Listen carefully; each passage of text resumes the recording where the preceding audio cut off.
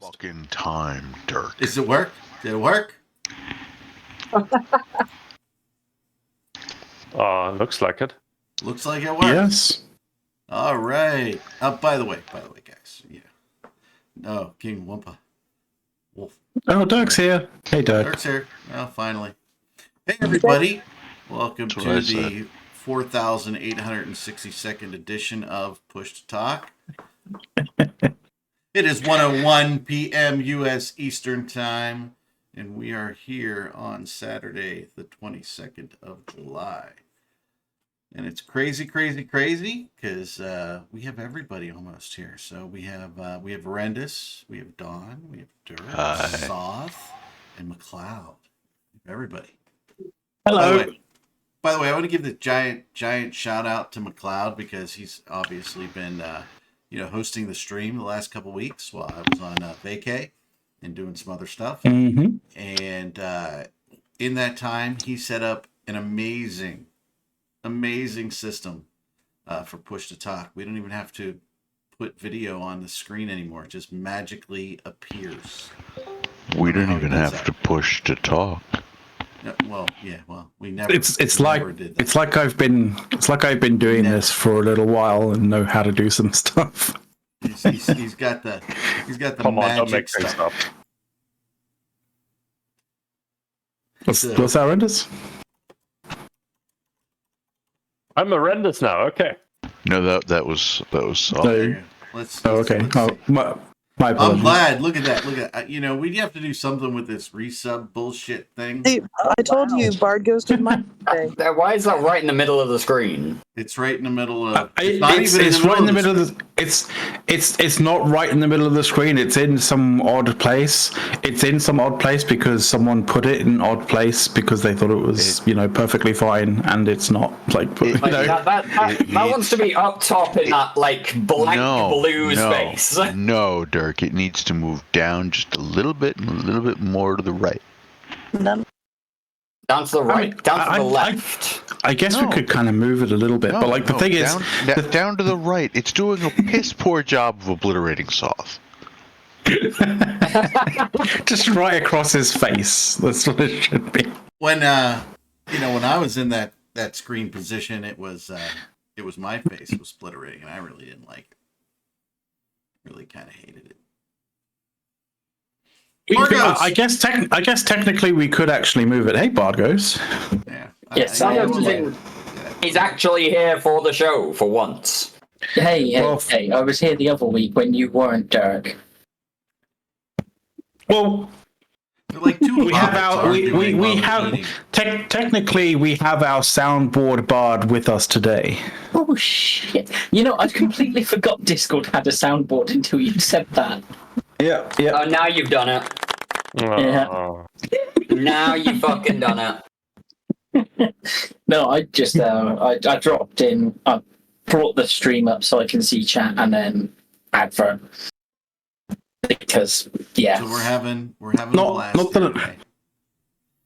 that I was playing off your name in any way, shape, or form, Barghost. I did get your joke. Don't worry. So, who's blowing who up in Eve? Well, it seems. Oh shit! What was it like? Is anybody blowing anybody up in Eve? So there was a fight. There was CCP definitely is, but we do have the Dawn rule, so Oh, okay. Dawn rule. I think no. I'm going to exert some influence here. Dawn rule is not in effect for today. You seem to have this assumption that you have influence. Dawn is here, and therefore I may be awake, but I'm here. Now, hang on a second. I hate to say this, but I'm going to side with Bard on this one. Oh shit! I think we should suspend the Dawn rule for this week only. All right, and leap right into Eve content. I think that's a good idea. Yeah. And on that note, Dirk, why don't you tell us about the AT article you haven't been writing for 2 weeks? This is an AT article that has been on my plate for a while, and this is correct. I haven't finished writing it yet because my life is kind of crazy right now. No. Hold it. I didn't ask for the sad fucking sob story. I know. Information. I'm getting to that point. I'm getting to it.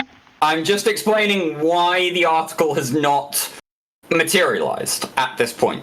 And why it's not going to materialize, because it was an article that was intended to cover the feeder rounds of the Alliance tournament, which took place over 2 weekends a couple weeks ago.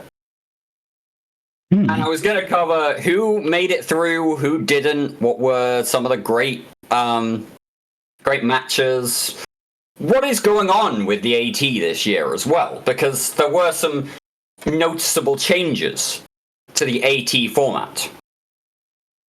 The first significantly noticeable change to the AT format this year is that there was no silent auction. Now, for those of you who aren't familiar with the AT, typically it has, or it has historically had, at least, 3 ways to enter. 1, you can be one of the top 4 teams from the last AT, and you get a direct invite. 2, you can spend a bunch of plex on a silent auction and gamble your way into the Alliance tournament with a bunch of money. Or 3, you would either go through a raffle pick, or post the AT hiatus that happened like 4 years ago now, 5 years ago, so help me out here. Wait, a raffle or a hypernet relay?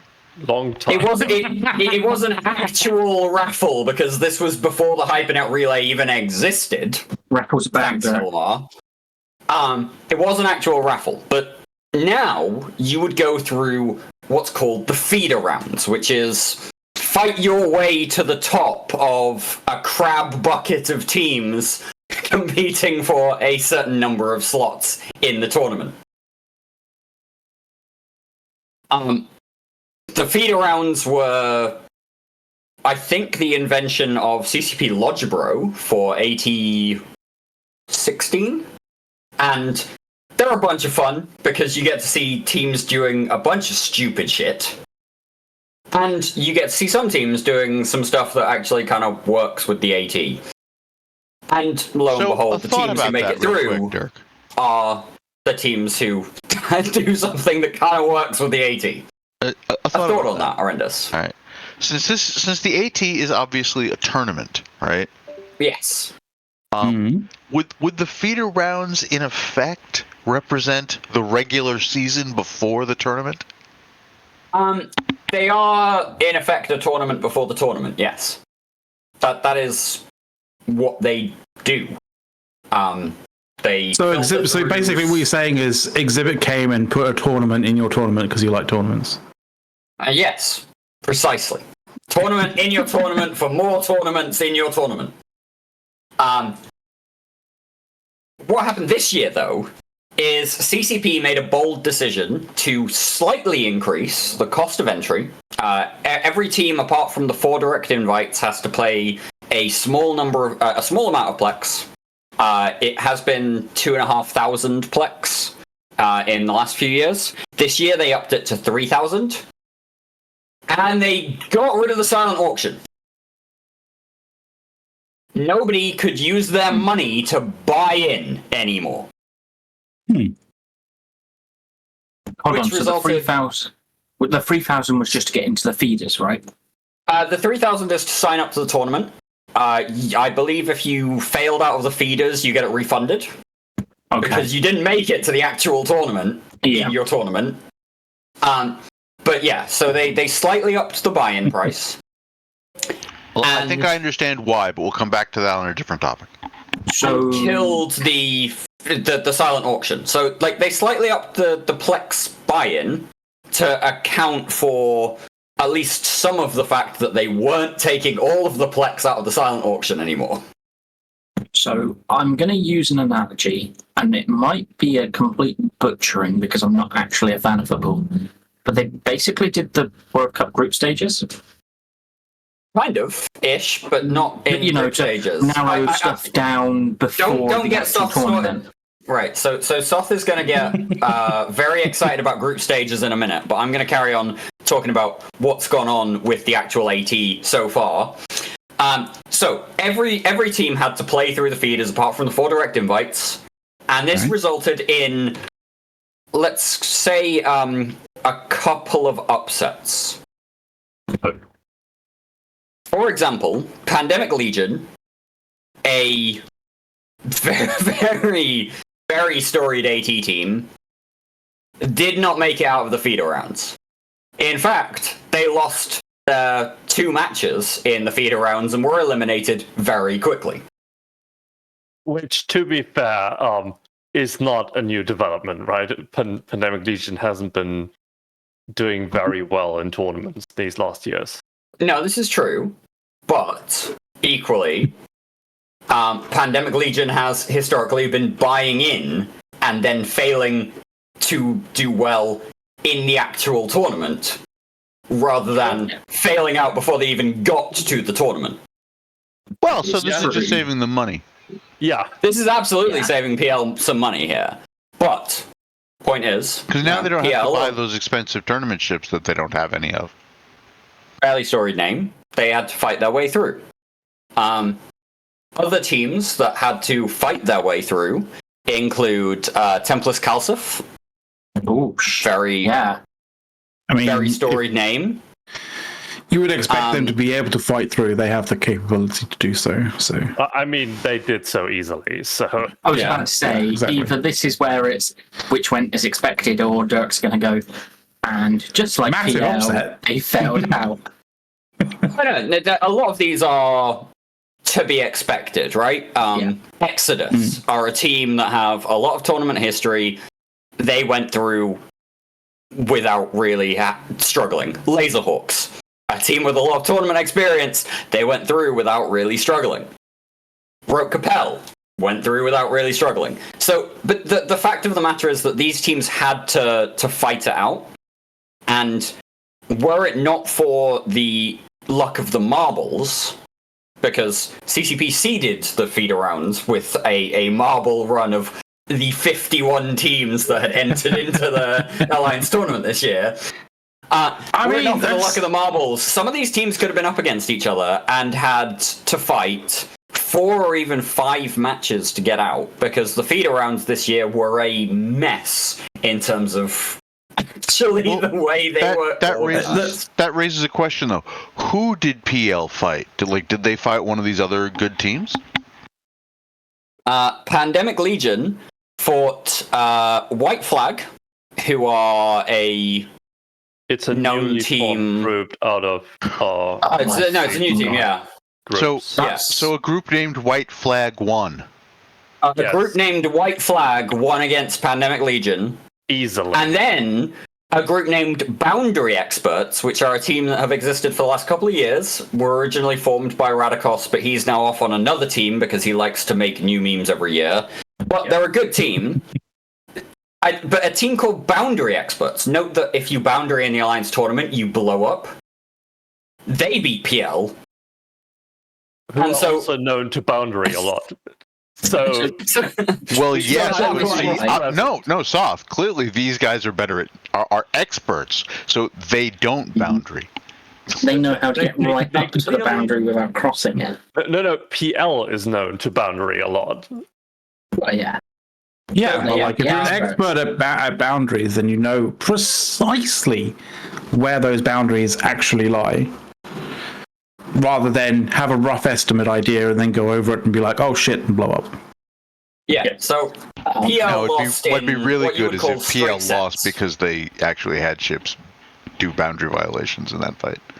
They didn't. They just lost because they were bad. And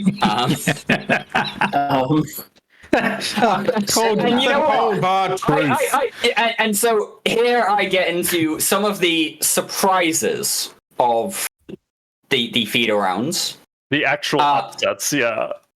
To which I'm gonna say the very first match on the very first day of the feeder rounds was a surprise to everybody involved, in which Goonswarm won and proceeded to the Alliance tournament proper. Yes, we What, did just that. on the first We're day? very happy. On the first day, in the very first match, we were out of the Isn't gate this- and we won. Isn't this like one of the signs of the coming apocalypse or something? I'm not Yeah. convinced yet, but Getting into the yeah, possibly. So how did they proceed from one match, or was it not one match? It was just two in quick succession. This comes back to the really weird format. In that there were 24 first round matches for the 18. All right. The winners of that match went through to the AT proper. Oh, and then the losers played another match to decide whether they went through or were out. And then the losers went through. The losers went through a losers bracket, which had 3 matches. If you won the final match of that 3-match losers bracket, you went through to the tournament. If you lost in any of those 3 matches, if you lost in round 2 or round 3, you were out, eliminated. If you lost in round 4, you went through to a round 5 round robin of 3 teams called the Galente Gamble, in which you had to field a team filled with ships that have Galente bonuses. Okay. It was the weirdest fucking Man, bracket I've seen in a did go long hard time. on the Megathron thing this year, didn't they? Yeah, it's fucking weird. And this is why I'm very happy that we went through round 1 and didn't have to face any of the rest of the bullshit. But it was an upset that Goonswarm actually won their first match. Not only Goonswarm, but also Dracarys won that match and qualified. Yes, who was it they indeed. played? Dracarys played. Let's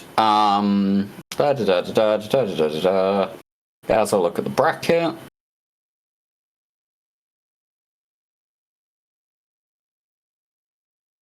Can't find them. Why can't I find them? They played Of Essence, Okay, that's not. who are a low-sec faction warfare alliance. Okay. They aren't bad though. Like Of Essence does have some pedigree. Yeah, absolutely. Like they've got aren't history. a big name, but they definitely have some experience, and they do have some tournaments behind them. If you know your tournaments, you know Of Essence. You may not know them in the broader range of Tranquility, but if you know your tournaments, you know Of Essence. And Dracarys just beat them in the first match and proceeded straight through to the Alliance tournament. So It the was a world close truly match, is though. ending. You got to give it to them. It was a close match. It was a very they close kept match. their cool, and just Yeah. so by a hair won it, right? Yeah, it was a very good match. It's definitely one that's worth going back and looking at the Twitch VOD if you are interested in this kind of thing. I'd also say the Rusty Hyenas match against Hall Control was a very worthwhile match to watch. I'm not going to recommend... I would always recommend watching paper numbers matches, but they're not, like, generally that close unless it's later on in the tournament.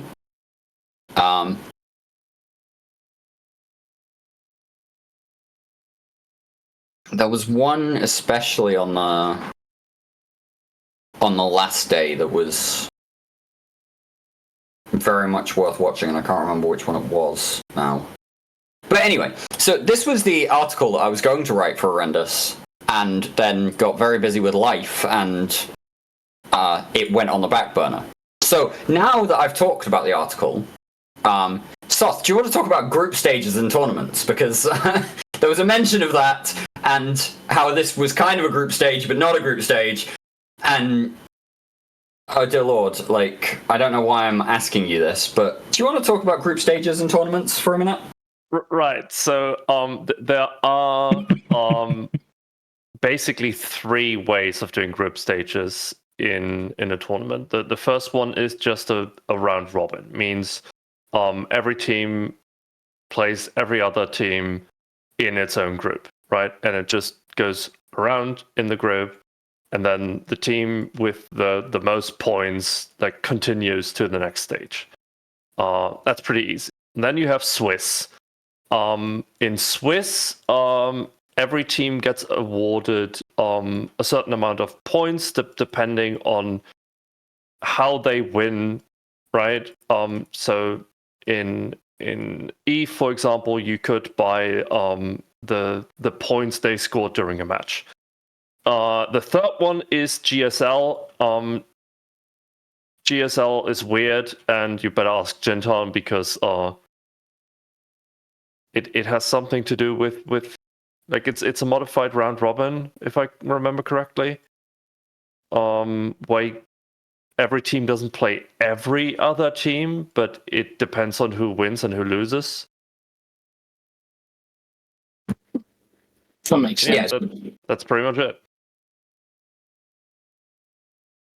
I was expecting him to go on a whole rant about how he likes the idea of, but okay. Look. The thing about group stages is that if you're going for round robin, you know exactly how many matches you're going to get for each team, right? So the bad thing with feeders, how they were usually done, is that you have one match, and if you lose that match, you're out, right? You're training for months for this tournament, and you lose your first match to bad luck, and that's it. You're just done. Yeah, that is a very rough feeling.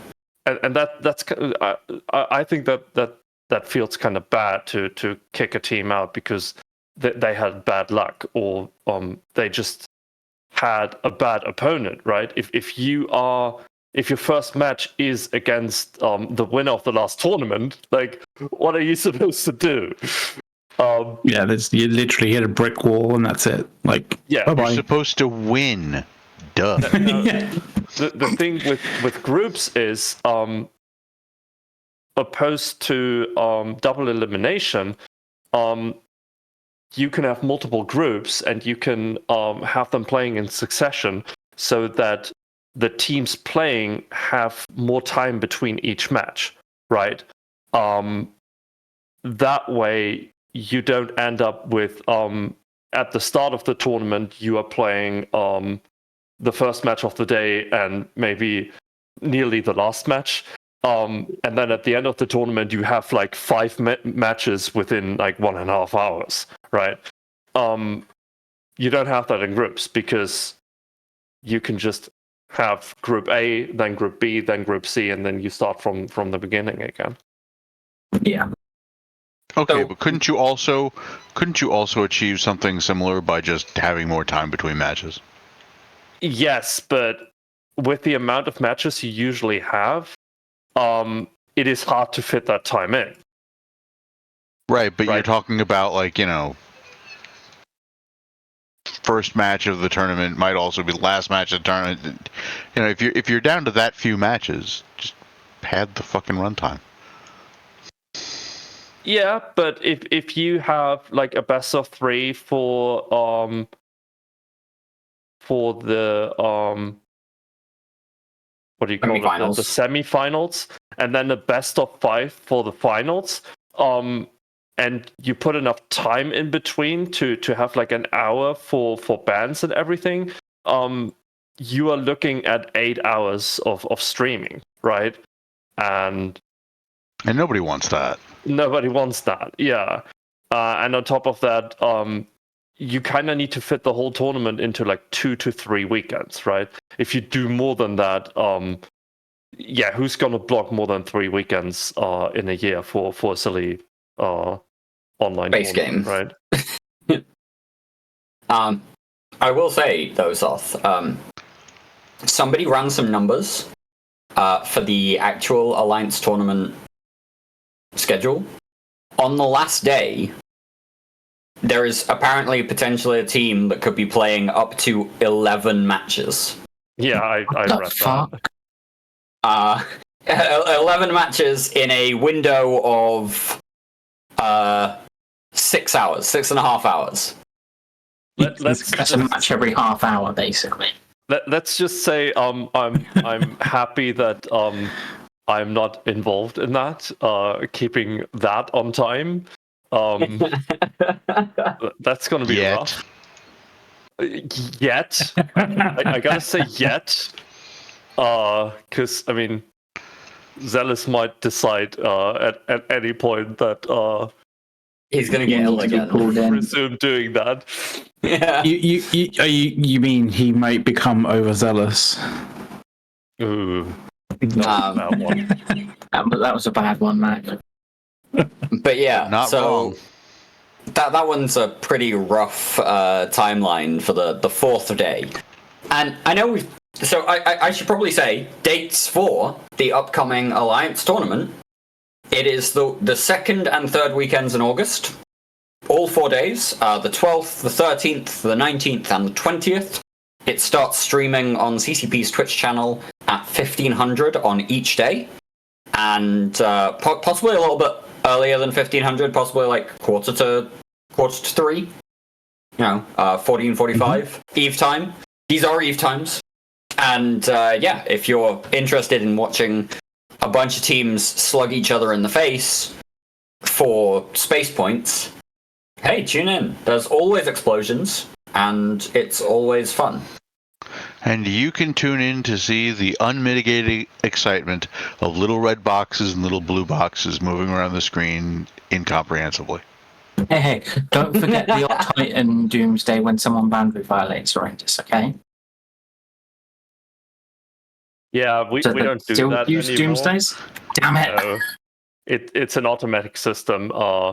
It just zeroes you out and you explode. The official No fun. wording is you get exploderized.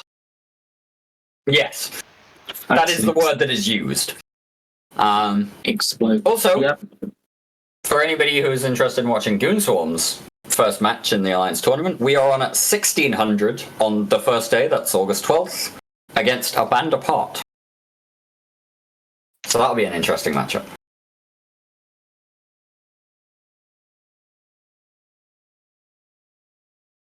So, at this point, Horrendous, we've managed to spend 25 minutes waffling about the AT. Indeed. Have we Did you say- exceeded your did you- expectations? Did you say waffling? As in Waffle I mean- House?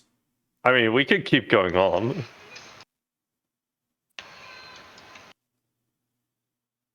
I mean, we could get into the really dry stuff about how you look at rule changes between tournament cycles. You but that would could. I mean, really I start don't to bore particularly people. care. I just needed to eat up 20 minutes.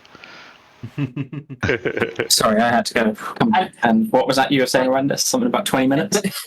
And you'll notice that in that 25 minutes that we were talking about the AT, Dawn has now disappeared.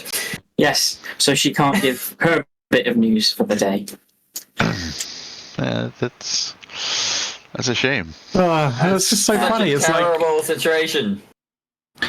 we suspend the Dawn rule, which would normally delight Dawn, and then she just like disappears. Fucks off. Like, God damn it! You just can't satisfy win. someone like that. You just can't win. You can't please all the people all the time. So we just please ourselves. There's that we're gonna get banned. Hey, good. Someone has to fill in for Caleb. No kink shaming. Where is Caleb? Where is he? He's probably I asleep don't or know. something. Like, Since he's not around, I'm just gonna make up things. He's getting filled up.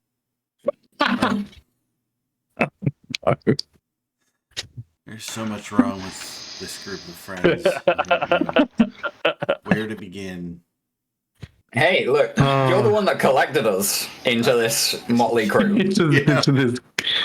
It's a That's an motley interesting. crew, to be fair. That's an interesting way to phrase it, right? Because I think I did collect Yeah. all of you. McLeod's in on that too. He was part of the collecting. But yes, A little bit, yeah. Yeah. You kind of dragged us creative in one licensing by one, happened. and we've never found a way out yet. Yeah, I mean, it's like interesting that. how Horrendous and I keep finding ourselves in communities that don't have exit doors or exit signs for doors to get So out. it's like that, like the fun sort of game where you sort of have to run with like an elastic band attached to your back as far as you can, and then it pulls you back. You know, this feels like earlier when Dawn tried kidnapping me. I went on a bloody mining fleet and I couldn't get a jump out of there. I was told to shove it. That was your mistake. You went on a mining fleet. Yeah. You're telling me that you actually didn't want to be there. You wanted to get away from the mining fleet. No, I started wanting to be there, and then Dawn blinked, and I tried to leave, but I couldn't leave. Right, it dawned on you. You note that Bargos not only logged in, but also went voluntarily on a mining fleet. Voluntarily. Yeah, I mean, why not, right? Do you want a list?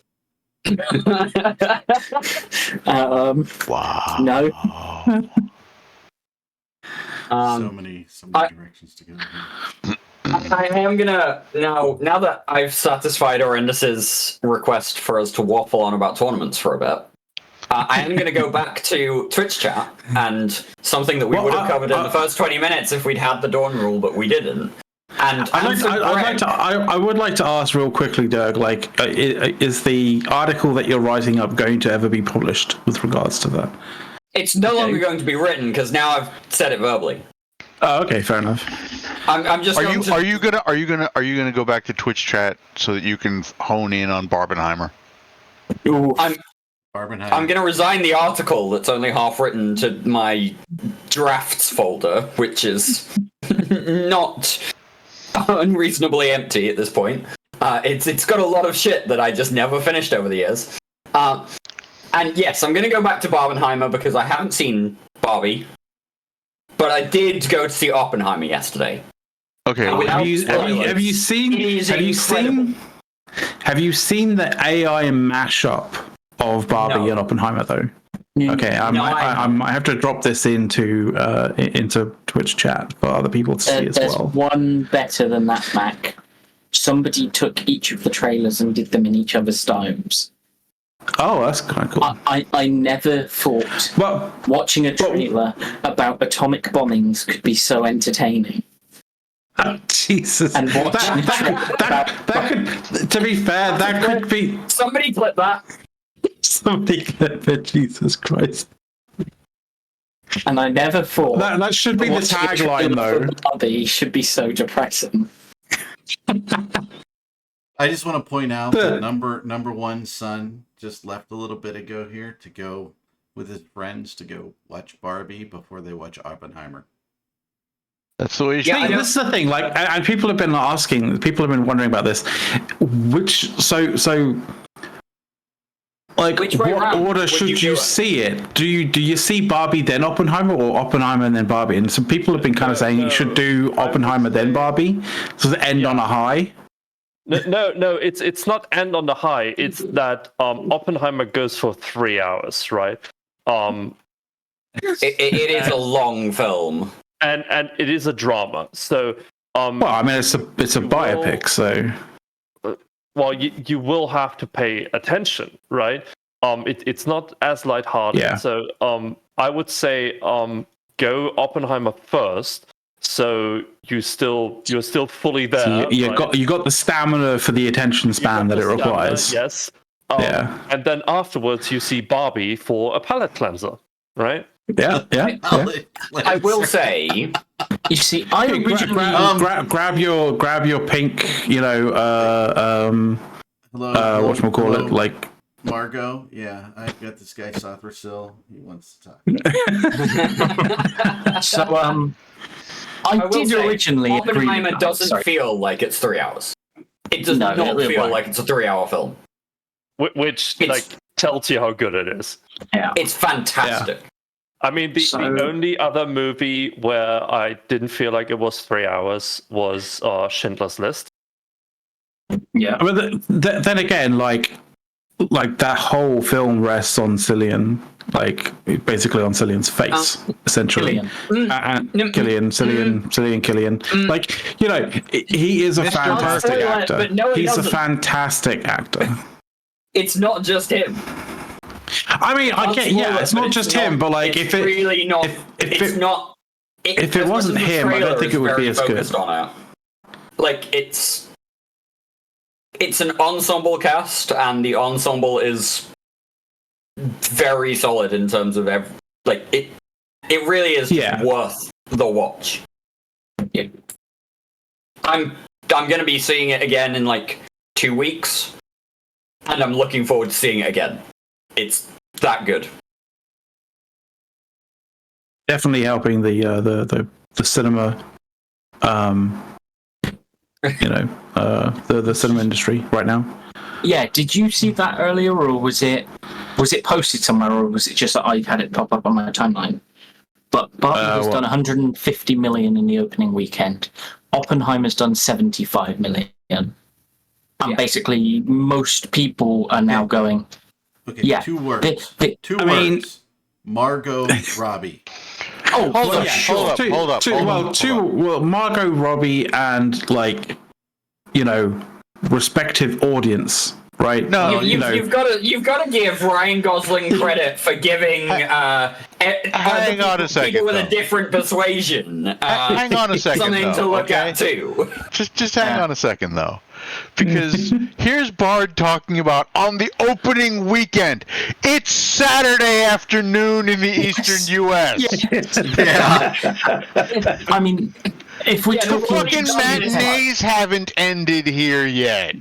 if we're talking just UK release times, we're only about 26 hours since most places started showing it here. Right, that's not true. It released on Wednesday. Right, but the point is, you're going opening weekend when it's been one night.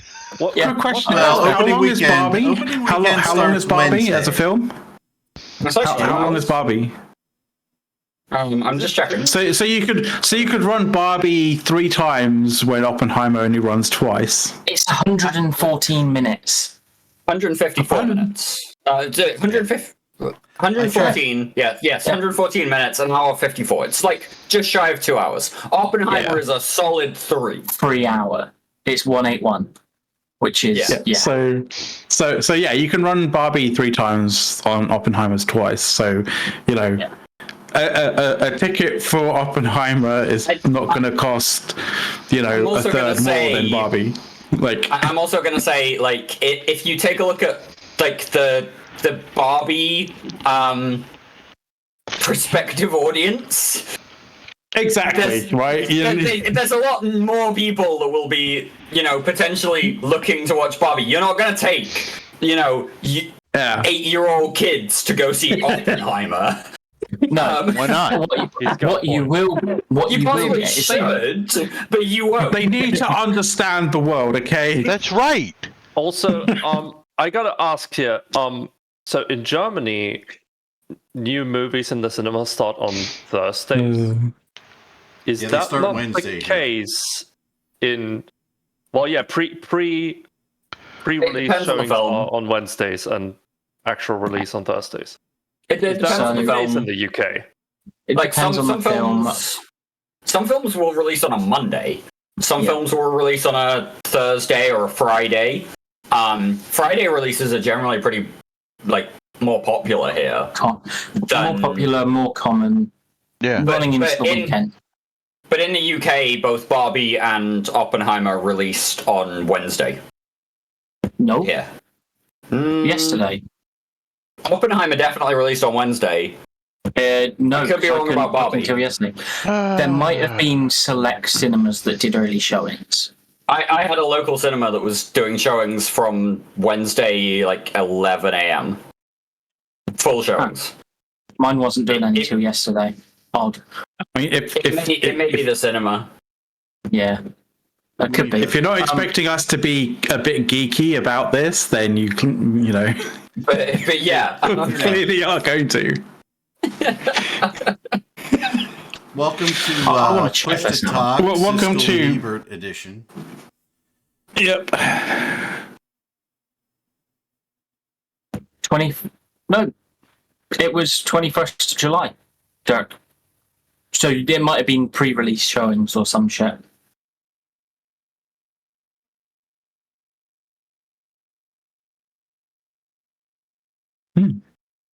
odd. But I mean, ultimately, we're talking what? Not even 36 hours in for most showings of the two of them, and they're already at how much?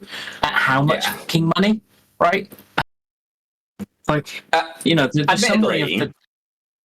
You have to compare that against what was that production budget?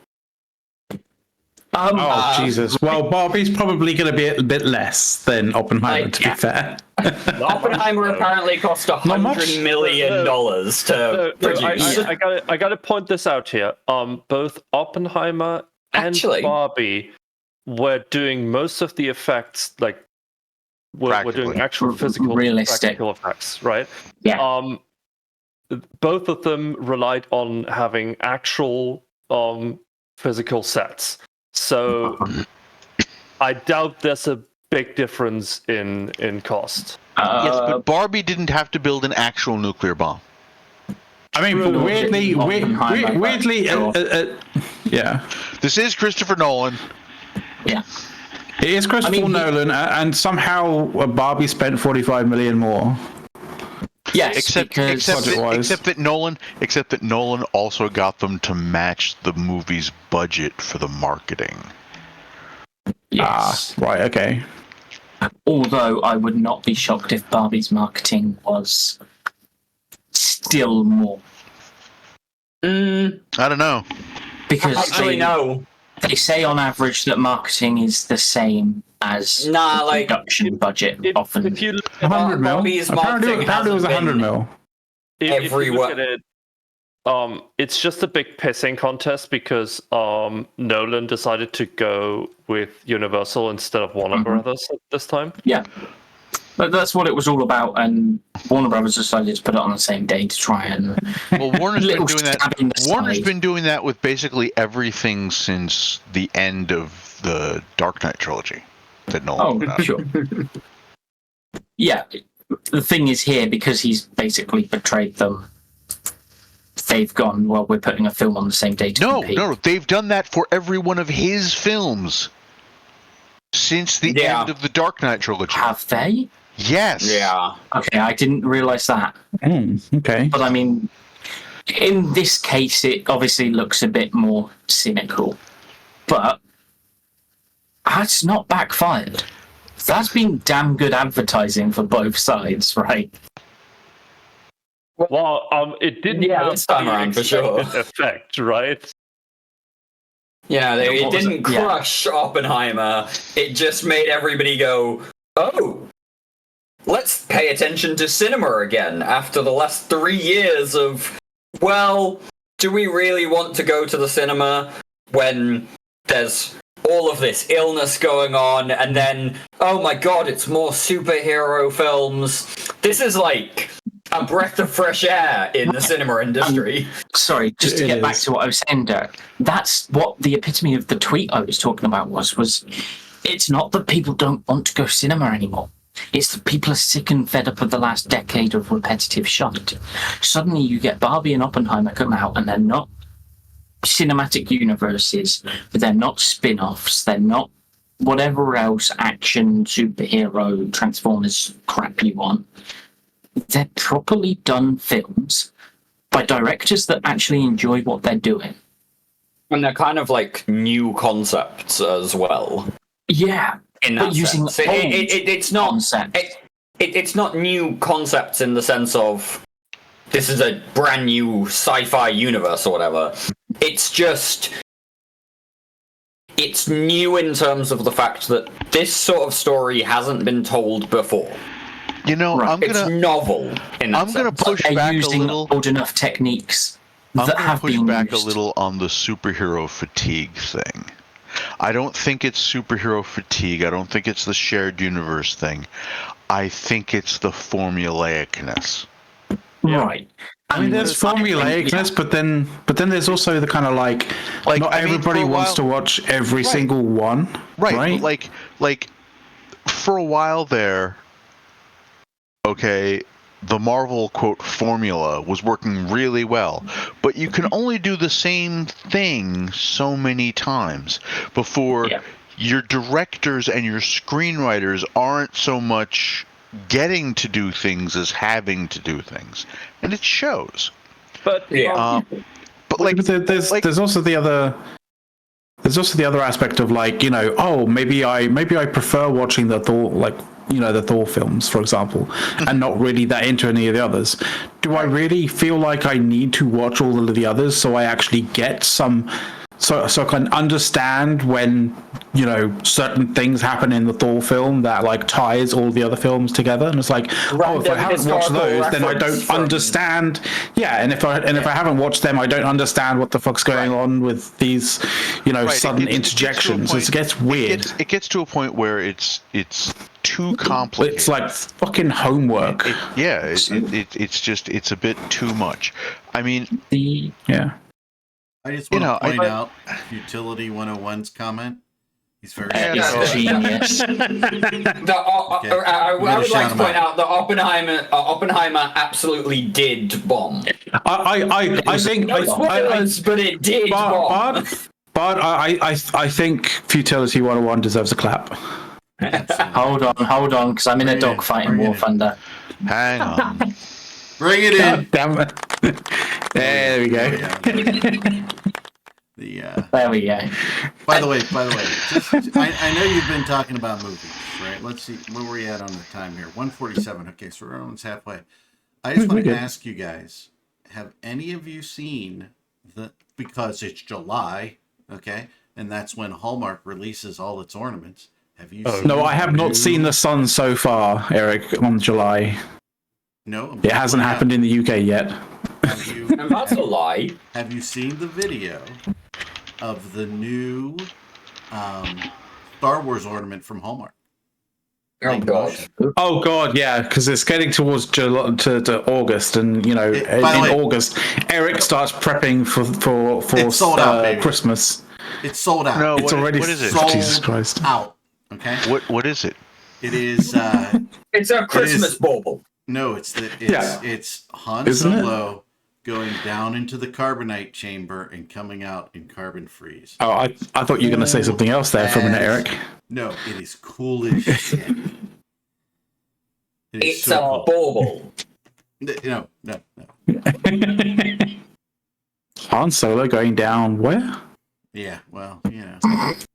You know what I'm saying? That's the triple X bauble that you can get limited edition. God. I'm gonna bring us back a little because there was something else. Talking about so many films, so formulaic.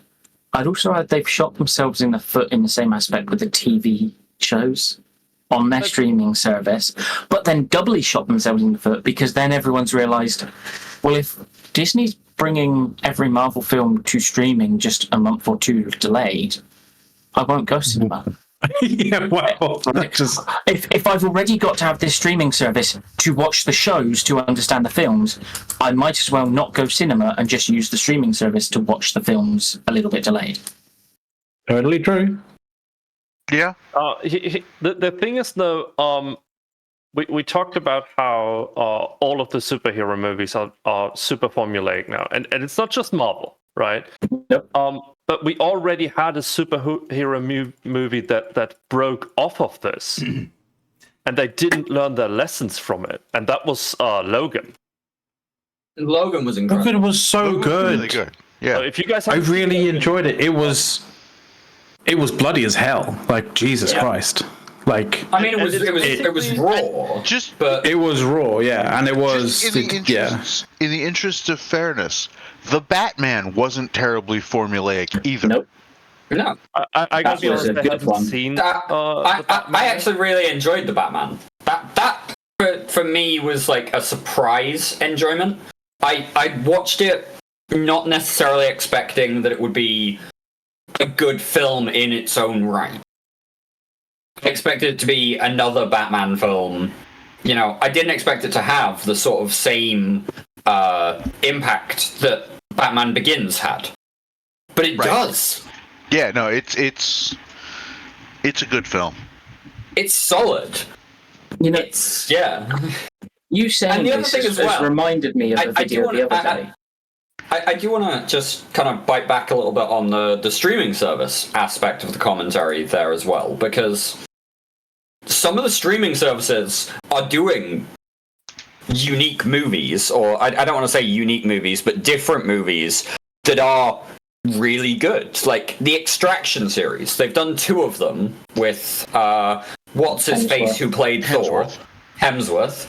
Those are actually really good storytelling films. Yeah, but he's also a really underrated actor too. I'm not disagreeing on that. He played Thor. He's not that underrated anymore. No, seriously. Like even playing Thor, like people look at him and go, "Oh yeah, like he's a box office draw," but a lot of people don't really see him as doing all that much acting. But he's a really good actual actor. And the thing about the streaming service that I wanted to say there is that was a Netflix exclusive. That wasn't released to box office. That wasn't released to cinemas. That was Netflix exclusive. Netflix put in money. They made a great film. And then they made a second one that was also a really good extension of the storytelling. Now, if they make a third, it might start to get tired. But some of the streaming services are doing good stuff. It's just fucking Disney.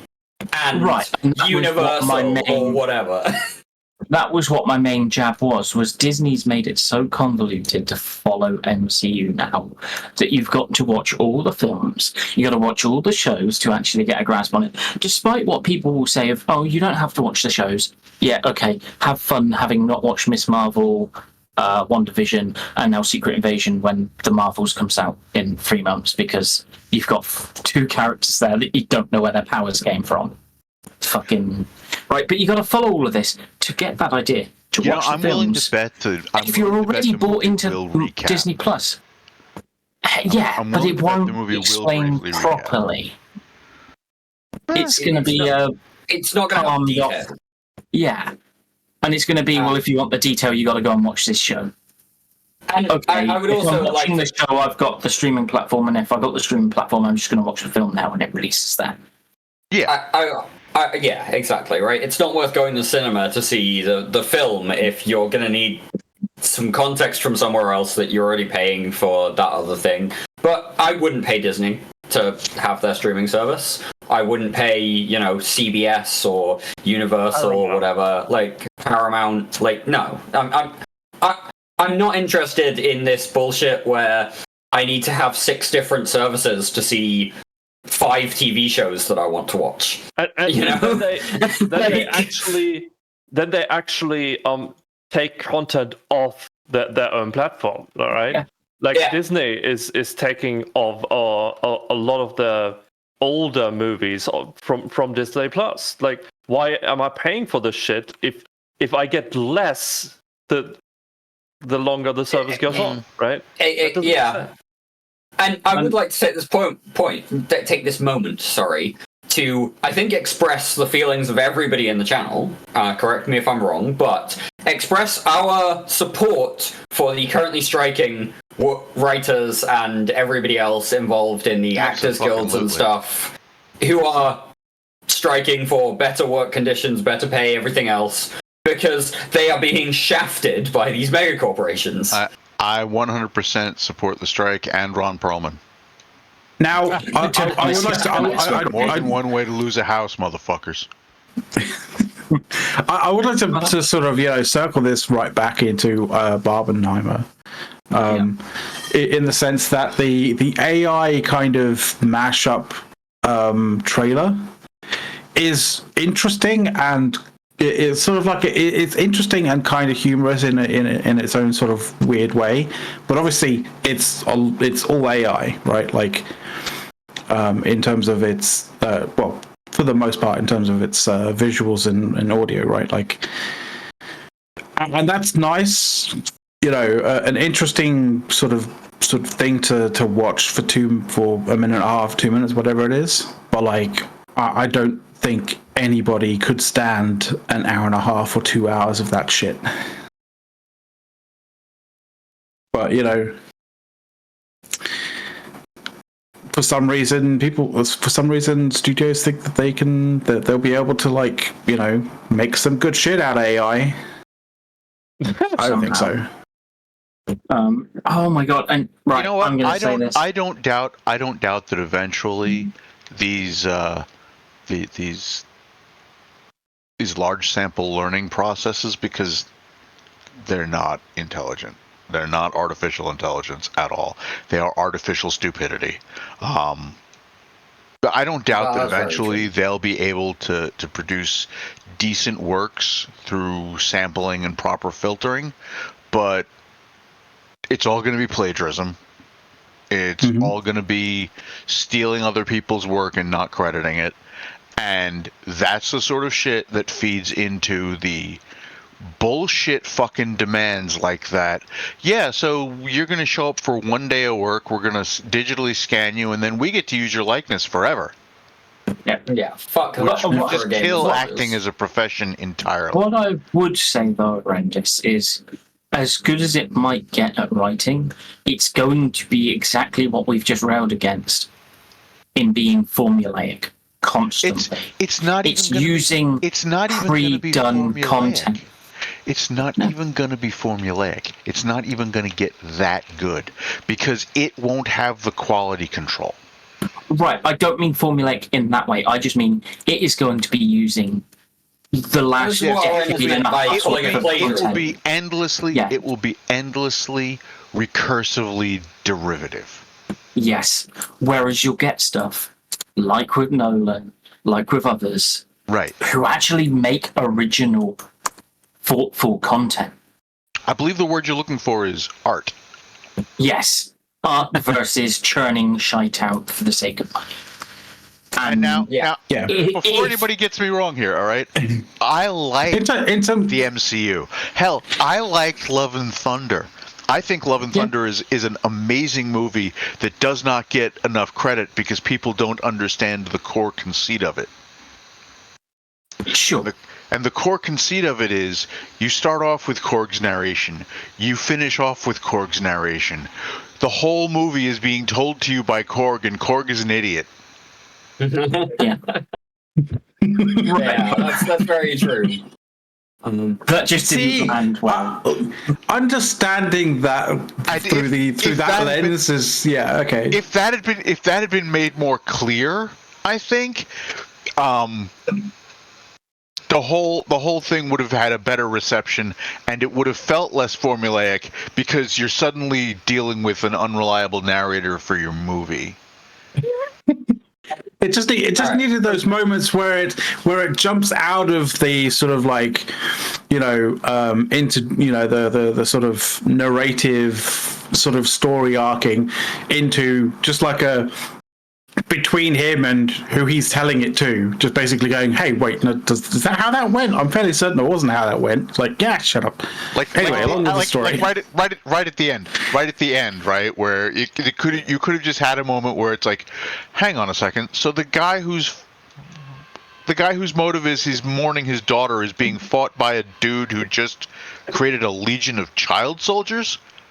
Wait, that's not what I meant. Can we do a do-over?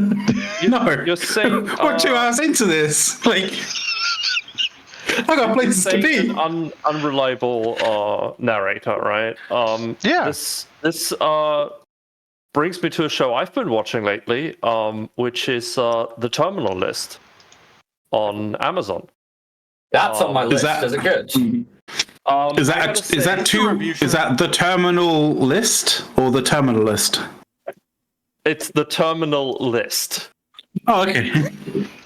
It's very terminal for the people who are on it. That last list. The list of where your plane is landing. It starts out very, very original, wherein you as the viewer can't trust anything you're seeing in the first 2 episodes. After that, it starts getting a bit more formulaic.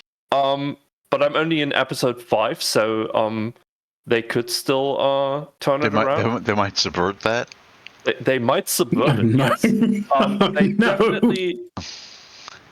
They definitely pulled it off in the first 2 episodes. Like, I did not expect them to go that route and to actually pull it through that long. Because they are hour-long episodes, right? Right. This is the one that's what's his name? Right, Star-Lord. I can't remember the actor's name. Chris Pratt. Chris Pratt. That was it. Yeah. I was going Chris Pratt. And I was One of like, the Chris's. and I was like, yeah, one of the Chris actors. Fucking too many to follow. He looks very different in that show, though. Mhm. Like, he definitely plays the part of an actual Marine. Dirk, you say you haven't watched it. I thought you watched it last year when it came out. The Terminal List, I haven't seen yet. Oh, okay. Damn. I watched. Wait. Am I thinking of the right thing? No. I think I may you not be watched it thinking because we of the right discussed it thing. last year. Give me 2 seconds. 1, 2. Yeah.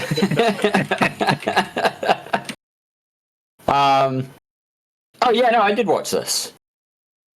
I'm thinking of then, as I check a couple of different streaming services for what's on my to watch list.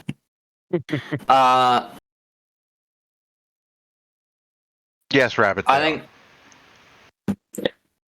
Yeah, I think I'm thinking about the Night Agent on Netflix rather than. But yeah, the Terminal List. Yes, actually, now that I've seen which one it is, yeah, great series, absolutely fantastic. Definitely well worth a watch. I just wish June is now on Prime for anybody who hasn't Yes. watched it. By the Oh way. yeah. Yes. Oh Jesus Christ. Yeah, June is fantastic. June, yeah, recommend that for sure. See, Dirk, I just wish they had continued with more of the theme of the first 2 episodes. Maybe not as much as they did, but definitely keep that going, because not knowing what is actually true and what isn't, and if the protagonist is actually like an actual protagonist or Is the antagonist but doesn't know it. Yeah, right. And he doesn't know himself. That's just that would have been fantastic. That's a really great storytelling aspect. But I am going to note that we are just slightly past the top of the hour, and we do still have actual other Eve stuff that people want to talk about. We do have a meaty Eve topic to go. Yes. At least one.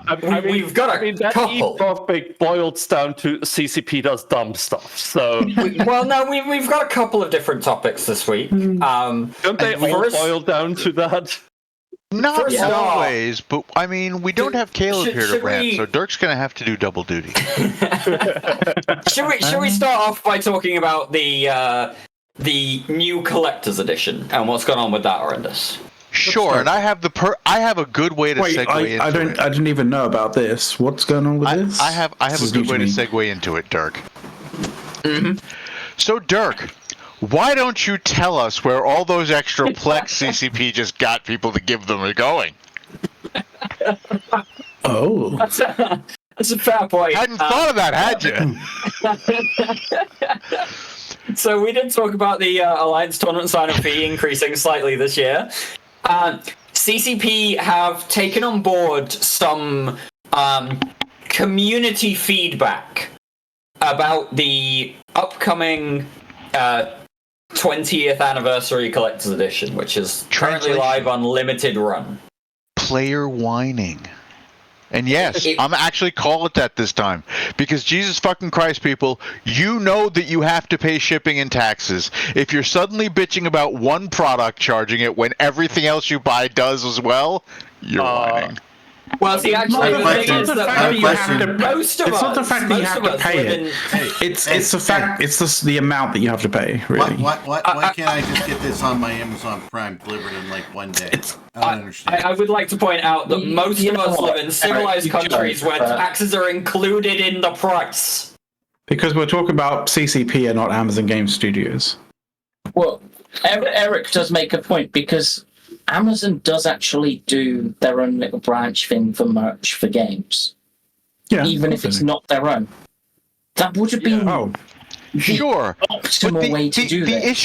The issue here isn't that there are fees and there are taxes. It's that they're different from place to place. well, Different it's the fact. countries have different taxes. Oh no, It's. But the thing is, they're all coming from a single, a single place. Like that's great. The CCP isn't the one saying, you know what, you will pay the German government this much for this. Yeah. No, but what CCP did do is point out do it the dumb way round. How, like, European websites actually figured this out. So They do the taxes for you. They do the taxes for you. Oh no. Look, sort U.S. out- websites can figure this out. That's not the issue at all. They just don't, because that makes the number higher, Yeah. and so people Exactly. buy That's it. I'm just And that's the complaint, that they made the number higher when people are like, I don't deal with this bullshit in my day to day because I live in a civilized country, not the United States of Right, here, but the issue have your isn't tax the issue with isn't your- the issue isn't that there are these charges. The issue is that they vary from place to place. And of course they're going to vary from place to place. Yes, Number one, an if issue. you're gonna talk shit on America, okay, you don't fucking have Waffle House, so fuck you. Okay, we do. You, All right. You don't we have just free healthcare. ourselves. So Eric, What? they have Belgium. yeah. They have waffle country. Really? I mean, I guarantee they don't have an International House of Pancakes in Belgium or a Waffle House. All right. No, they have a National House of Nation. Nation. We're nation and we're mashing here on Push to Talk today. Holy shit. I We're just out of want to point out that Belgium doesn't only have waffles; they also have fries, because What? they're from Belgium. and Fries? chocolate. We Like, have I mean, fries.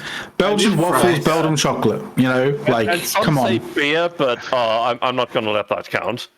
Okay, so according to Soft, Belgium Elon, has. Hang on. Buy fucking Belgium for us, okay? According to Soth, Belgium has waffles, chocolate, fries, and American beer.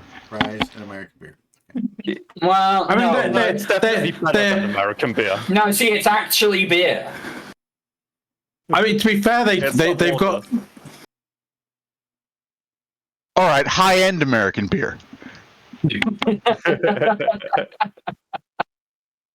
So To be fair, they've got Denmark really close, so they've got bacon pretty close as well. So So yeah, you could say the only thing that that is not good in Belgium is the language, because I mean, is it really it's a an language? awful lot like French. If they have It's bad kind of like a language- weird bastardization of French and Dutch.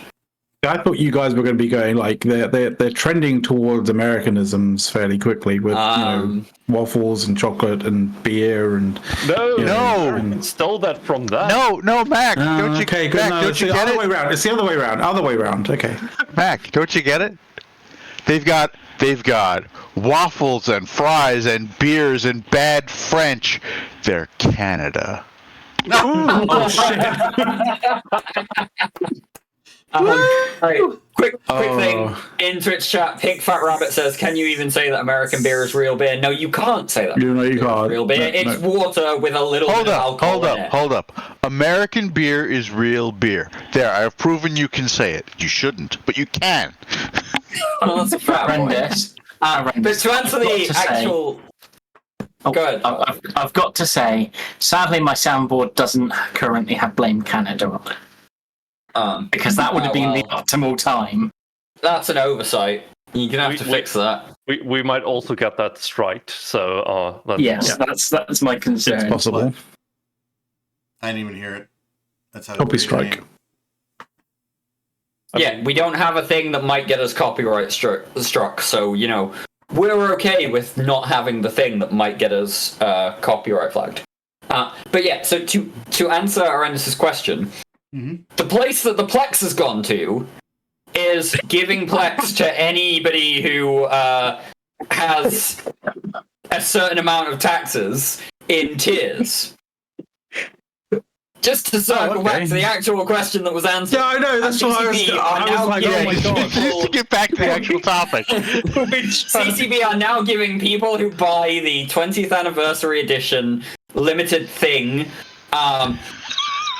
Plex rebates if they pay a certain amount in taxes and shipping above, what is the list price. Wow, fucking Plex rebates. So if you pay, they're calling it a gift, not a rebate. This is true, but it's a rebate, right? It's definitely a rebate. Legal reason. In the functional way it's happening, it's a rebate. If you spend $41 on... They can't call it a rebate because the Plex only exists in CCP servers and you never actually get to own it. This is true.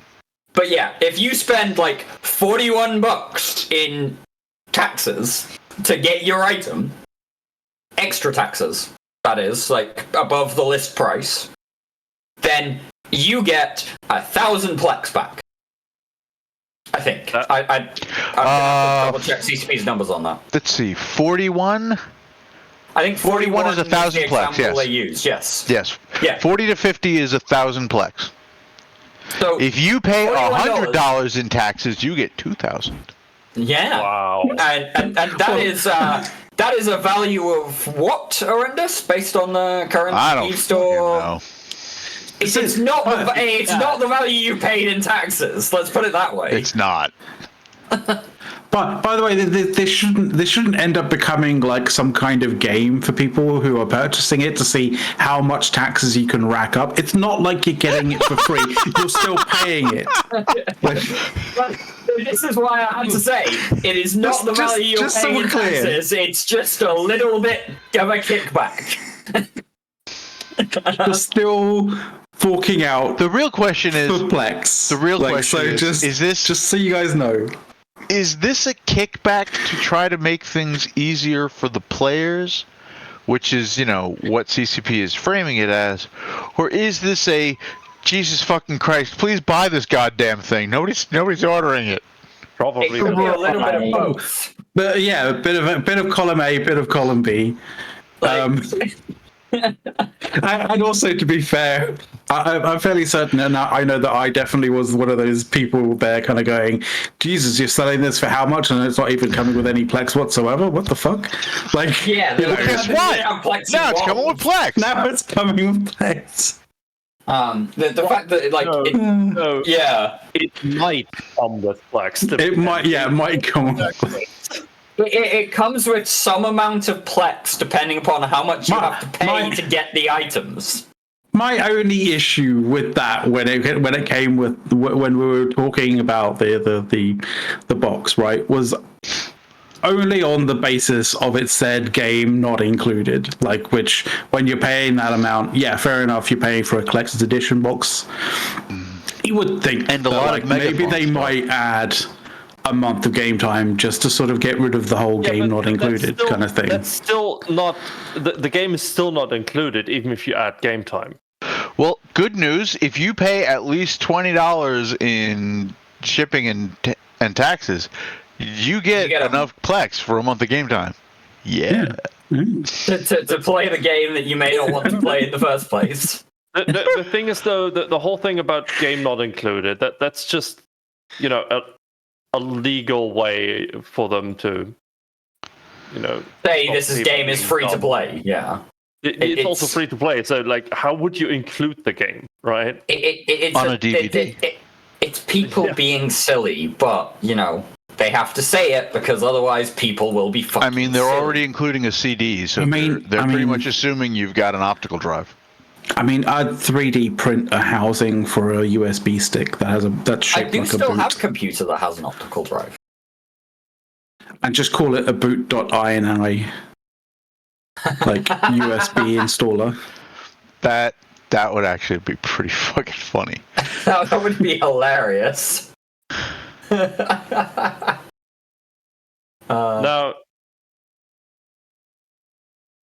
So that was our first Eve topic of the day. Yeah, dumbass changes to the second. Second, no, we had the AT. Yes, that's true. That's right. True. I mean, You we of all didn't people really, should co- we not didn't really forget cover. the AT.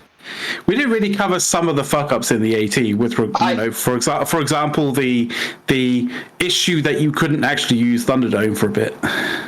There are some days when I wish I could forget the AT horrendous. But this is my life now, and This is why I took I the easy way and just never paid attention to it in the first place. I just want to point out that during the feeders, there were no fuck-ups. It was a very smooth stream. Did they actually stream the feeders? Yeah, they streamed all of it. Yeah. Did anybody watch it? I watched most of it. I was running That's part one of it in the person who background, tuned in. I was definitely watching my own work. Yes. Okay, so they had 2 viewers. We actually had quite a lot of viewers. I think we cracked 3,000. Yeah, it was a few thousand. Mm. All right. That ain't bad at all. The AT is actually consistently on a viewership increase somehow. Well, it's all the people who don't play anymore. You would expect the actual AT to improve on the viewership again compared to the feeders. I'd expect like 5, maybe 6K for the actual AT. That'd be really cool. Based on the rough trajectories of the last few years. Like I say, it's somehow, regardless of the metrics for any other part of the game, viewership for the AT is on an upward trend. That's weird. Do those maths, Figure that one out. But yeah, so other EVE topics that we want to cover today. I think we had a couple of other bits. Well, I could rant a little bit about Windows 11 if you didn't want to go straight into another EVE topic. If you want. I mean, what the fuck's up with Windows 11 other than it being Windows 11? It is just God. It's like learning. It's kind of like learning another program because like they've just shuffled things about and like changed the look of various different things so much that it's like it takes you it's one of those things, right, where it's like it takes you an extra few seconds to figure out where like almost anything is, and those few extra seconds start adding up to the point where you're just like, you try and get something done on Windows 10, like you know where you're at, and you've known where you've at for a long time. I have a solution for you, and it's not go back to Windows 10. It's called. Let's go back to Windows 8. No, it's called Windows Tools, and it gives you all of the settings in one place, and you can actually search for certain settings. But so it's not just like Windows settings kind of thing. Like it's not just sort of like, oh, where do I find my device manager, and that kind of thing, right?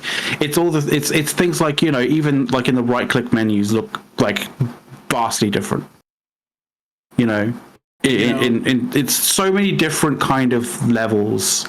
Windows 11 kind of doesn't look like Windows in a very strange and odd way, and it basically just adds unnecessary amounts of time for you to figure out where the fuck thing is and where the fuck things are and how to fucking do certain things. That it just adds compounding amounts of time to anything and everything that you're trying to do.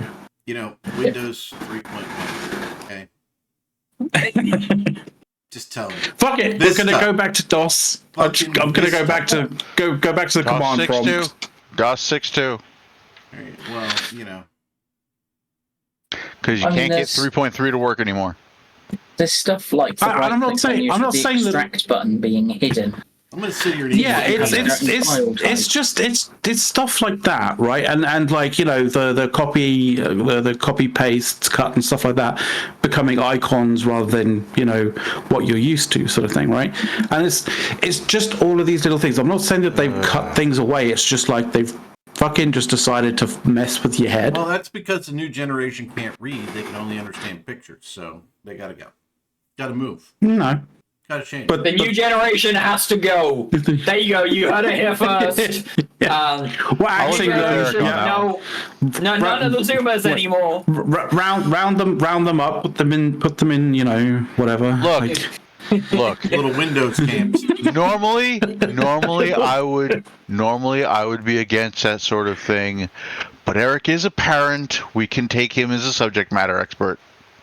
This is true. Eric is more of a subject matter expert on the new generation than any of the rest of us. Actually, my boys are my boys are cool. They're not typical millennials, so I'm not sure about my Cool. daughter yet. Whoa! Your kids are like they won't be Zoomers, man. Millennials. Your kids aren't top millennials. Jesus. No. Well, what I don't know. What would my daughter be? You know, she's young. When was she born? Yeah, don't ask me for a year. She's 13, so. She's a Zoomer. Yeah. Yeah. She's potentially slightly younger than it, or she's a probably late the Zoomer. tail end of the Zoomers. Yeah. Yeah, what's the new? I would like to point out that like I very much ascribe to this idea that generations or naming particular generations is just bullshit. It's a way to segregate us. But you know what? It's a way to segregate you from a negative standpoint. It's always regressive. It's always derogatory. It doesn't help anybody. Gen X doesn't think it's derogatory. Gen X, we love being Gen X. Don't fuck with us. Matt, Yeah, and you're only getting defensive here. Matt, you're There you go. a millennial. I mean, yeah. And you're responsible for killing Boomers. off restaurants and whatever else you're responsible for, right? Yes, of course. Yeah, pile it on top, you know, because I'm never going to own a house. Oh, wait, I do own a house. Oh, never mind. Nope. I gotta agree with Eric though. Like, don't fuck with Gen X. They might pop out their back, and you know they can't really afford going to the hospital. So At least not in Going to the America. hospital. I'm good. Look, I'm gonna just come out. They can't afford going to the hospital. I'm gonna just By come the out and time say it. that Gen X is not worried about people fucking with us because first they'd have to remember we exist. This is very That is true. true. good point. This is very true. It's just the millennials that get the Yeah. shit. Yeah. And That's King, not quite true, King though. out there, he clearly doesn't even know what a boomer is because boomers beyond me. They're older than me. all I'm saying is, if you want to know a little bit more about the subject in a nuanced way, Adam Conover did a talk called "Millennials Don't Exist." Look, I'm not sure that Definitely you can check that out. use the word nuance here. I'm not sure that's Nuance. allowed. Nuance. There is, you I can't mean, have yeah, sorry. nuance here. You just make blanket statements and defend them to the hilt with no regard for actual fact. You see, Dirk, you say that it's the millennials that get all the shit, but have you heard the latest one? What? Gen Z are responsible for killing grocery stores because they're not buying fruit and veg. Well, they Gen can't Z. afford the fruit and veg. No, that's Gen the Z? joke, Dirk. Gen Z For fuck's loves sake. fruit and veg. I don't know what you're talking about. Yeah, but they can't afford it. No, it's true. Like, I shit you not, there was an article, I don't remember what it was, but it was probably for Zorn New York Times or something the other day. It'll have been in the Daily Heil. No, this was a US one, Dirk. But it was basically probably the New York Gen- Post. It might have been. But it was basically Gen Z are responsible for killing food courts, grocery stores, and the rental market.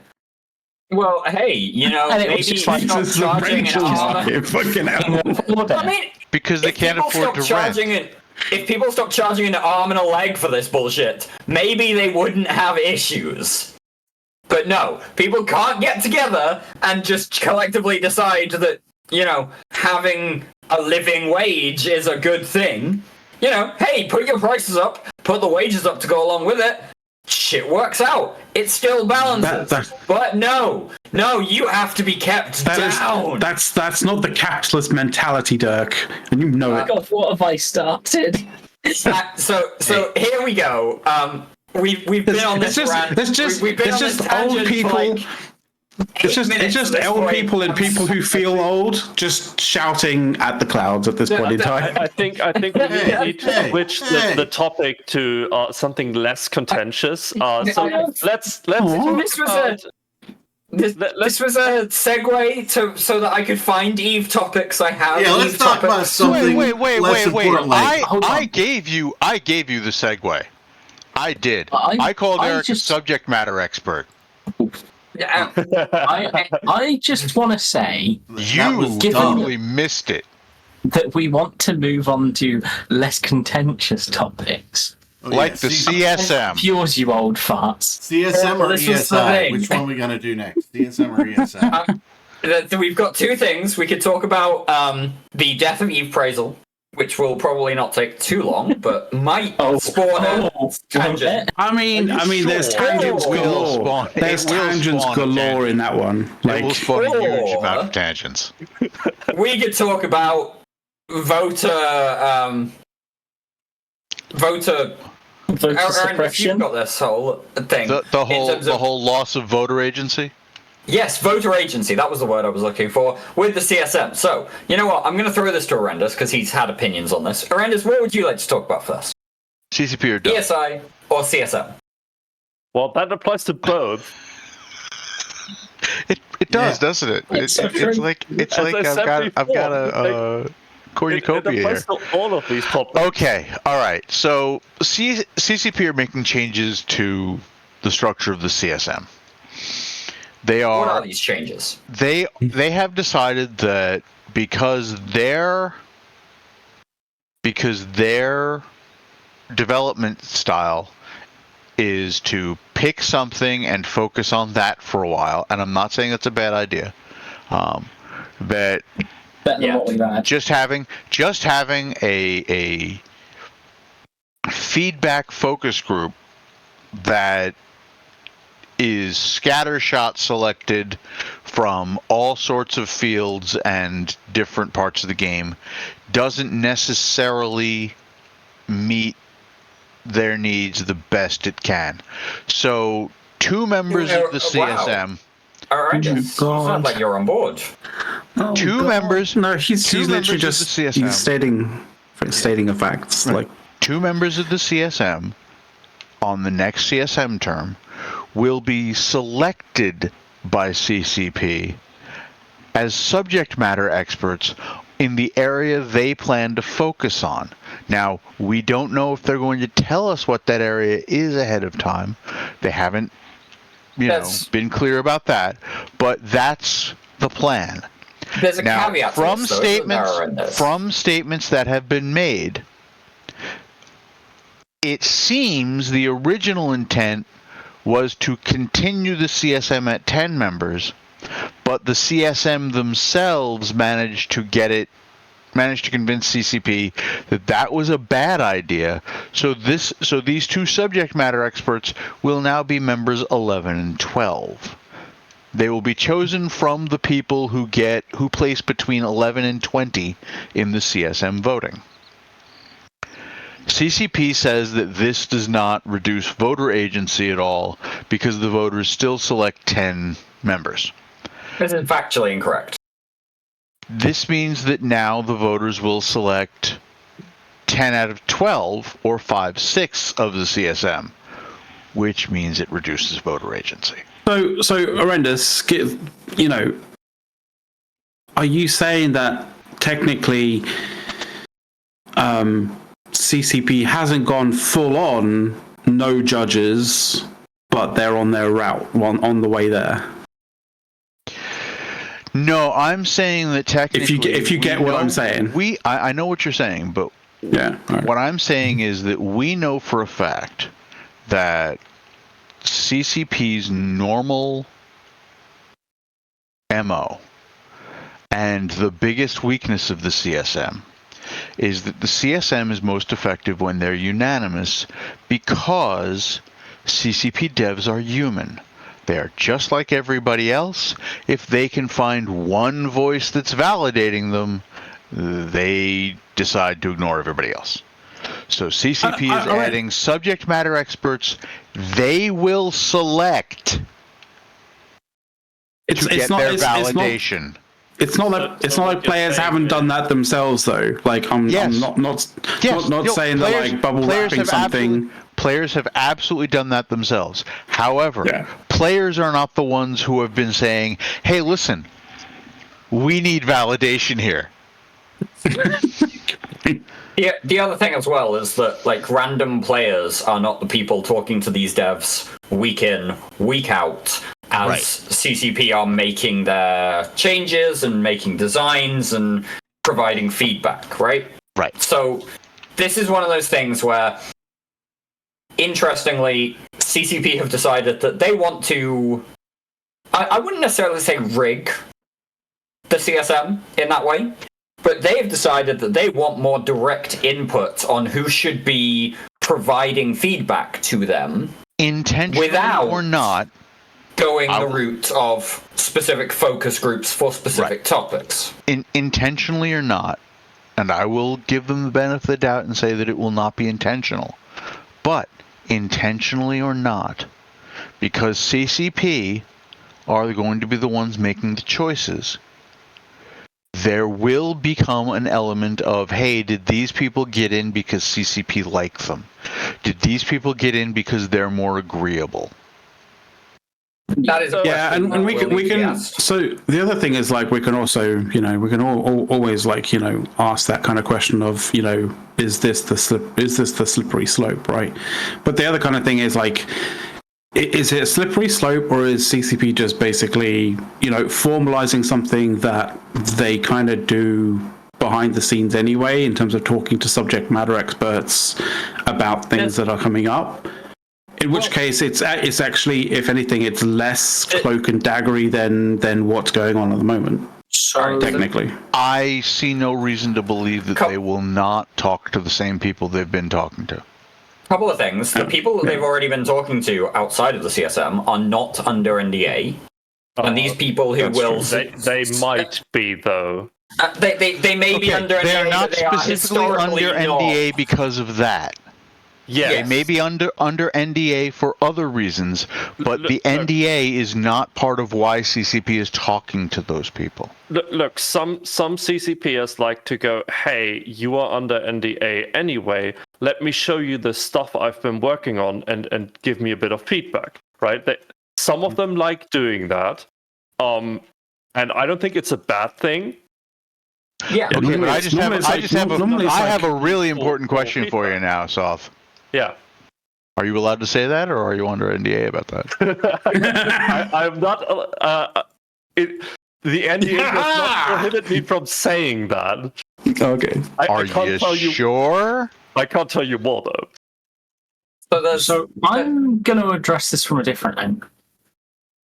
Because, we ain't going to change what they want to do. Oh, they're doing this. Like it's not as if our feedback. Yeah, this is a bad idea. I don't know if there's any angle that we can change it. You can't. No, and I'm not saying it's on committee. I have some concerns with that. It's not going to change. So, from my perspective, I would say we need free more. To have your concerns. We need more transparency on the CSM.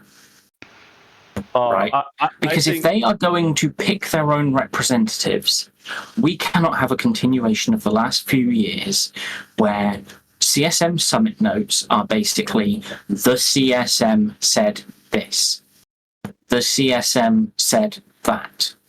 It would be nice to get back to who said what. Or who, yes, exactly. Yeah. Who said what is a fair... It is just CSM members said such and exactly. such. But it isn't even detail on CCPX said Y and CSM-A said B. And that we need to get back to the days of Sort Dragon was a flaming asshole in this meeting. Right. If we are going to have hand-picked, not quite hand-picked, but hand-picked from the last 10 standing that didn't make it reps, then we need to have that transparency to see what they are saying. Right. If they are going to be yes men, people need to be able to see that and work around that. if they are going to genuinely hold the fact that they have been selected by CCP as something that does not affect their influence, great on them. I would love to see that, because that would get some of the fire off of their ass. I think one of the other things, you're just a hand-picked yes man. I think one of the other things that CS people who campaign to be on the CSM have to understand as well is, like, obviously if you're going to be doing the sort of thing like the CSM minutes and actually say who says what, that they need to understand going into the CSM that redacting the redacting of certain things in the minutes may make it seem as though you are for or against certain things that may impact you negatively, or make it seem as though you are there's a couple of doing things. something for or against the players, right? So they just need to know that coming in. There's a couple of things that I'd like to bring up here. First up is that whole bit of CCP selecting members based upon their development plans for the CSM term that's coming up.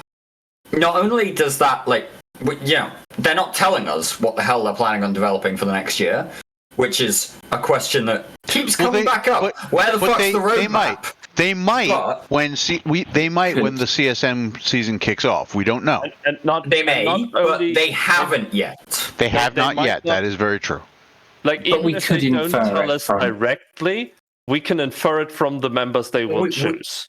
We can infer it from selections. They pick two wormhole members? Oh, well, we know where they're doing shit then, right? The other side of it is, would you want to be one of the general question I'm going to throw out here, because I know I wouldn't want to be, would you want to be one of the CSM members CCP pick rather than having been voted for by the player base? If you were looking to run for CSM and you didn't make it on the popular vote, but CCP decided, hey, no, we like you, we want you on this CSM, would you want to be on the CSM at that point? Would you want to be on the CSM as one of the guys who got in because CCP liked you? Is that your question? Exactly. It depends on the circumstances, right? If you go 11th or 12th, then I think it's you'd have got it anyway, right? Right? Because the likelihood of you getting in because someone stepped down, but it is pretty high anyway. But if you are in 15th or 18th or 20th place, then that will feel bad. Yeah, maybe. But at the same time, if you're an industrialist, all right, and you're 18th, hang on. If you're an industrialist and you're 18th, right, and CCP picks you because they're planning on doing more work on industry, God forbid. You put that into the universe now. Hang on. I was thinking similarly to what you were saying. Let me finish. All right, and they pick you because they're planning on doing something more to industry. All right, and 11 through 17 are all PvP, blah blah blah blah blah, and one guy doing we need to overhaul missions because really. 17 years of no changes to missions kind of sucks. That's a good point.